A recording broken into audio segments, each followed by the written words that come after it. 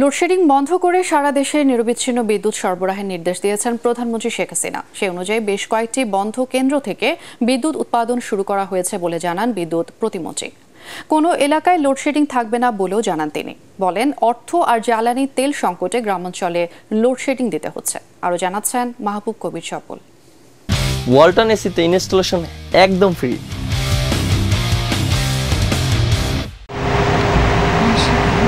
গত কয়েকদিন তীব্র গরমে কষ্ট আরও বাড়িয়েছে লোডশেডিং।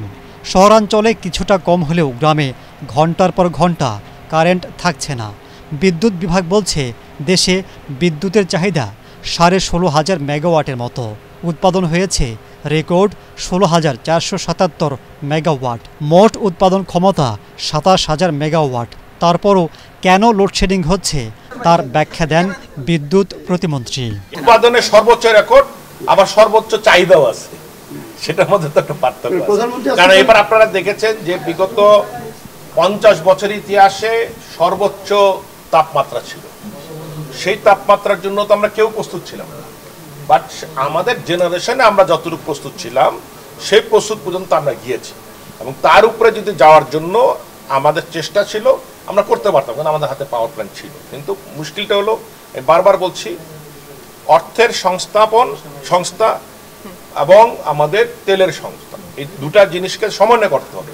সেটা করতে আমাদের যে সময়টুকু লেগেছে, সেই সময়টুকু কিন্তু আমাদের বেশ কিছু জায়গায়, গ্রাম অঞ্চলে অনেক জায়গাতে আমাদের লোডশেড করতে হয়েছে। সারা দেশে শতভাগ বিদ্যুৎ দিয়ে লোডশেডিং এর ঘটনায় তীব্র সমালোচনা হয়েছে সংসদেও। গ্রামে গঞ্জে 24 ঘন্টার মধ্যে কোথাও 12 ঘন্টা, কোথাও 8 ঘন্টা, আমার এলাকায় 5 ঘন্টা বিদ্যুৎ থাকে। আমার এলাকার মানুষ আমাকে বলেছে মাননীয় বিদ্যুৎ প্রতিমন্ত্রীকে দাওয়াত দিতে, আমার এলাকায় একটা দিন থাকার জন্য, লোডশেডিং হয় কিনা দেখার জন্য। মন্ত্রিসভার বৈঠকের ফাঁকে বিষয়টি নিয়ে বিদ্যুৎ প্রতিমন্ত্রীর সাথে কথা বলেন বিদ্যুৎ মন্ত্রীর দায়িত্বে থাকা প্রধানমন্ত্রী শেখ হাসিনা। নির্দেশ দেন নিরবিচ্ছিন্ন বিদ্যুৎ সরবরাহের।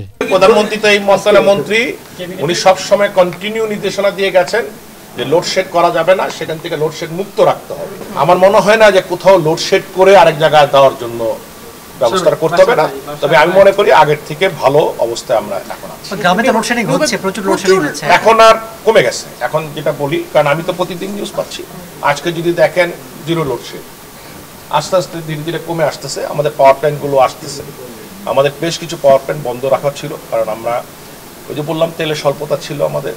কারণ যারা তেল আনার কথা, যেসব প্রাইভেট পাওয়ার প্ল্যান্ট মালিকরা, তারা তো আনতে পারছিলেন না, তারা দেরি করতেছে। যার কারণে আমাদের প্রায় 1,500 মেগাওয়াটের মতো প্রথম দিকে ছিল, এটা কমে আসছে এখন 500, এখন একদম জিরোর দিকে চলে আসছে। বা আশা করতেছি পুরো ভবিষ্যতে এটা ভালোর দিকে যাবে। তেলের সমস্যা কেটে গেছে, তেলের সমস্যা যেটা ছিল ওটার জন্য আমরা চেষ্টা করছি আমাদের নিজেদের কাছ থেকে তেল দেওয়ার, বিপিসির থেকে তেল দেওয়ার, এখন সেটাই ব্যবস্থা চলছে।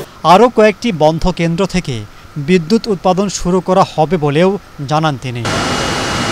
মাহবুব কবির চপল, ATN বাংলা, ঢাকা।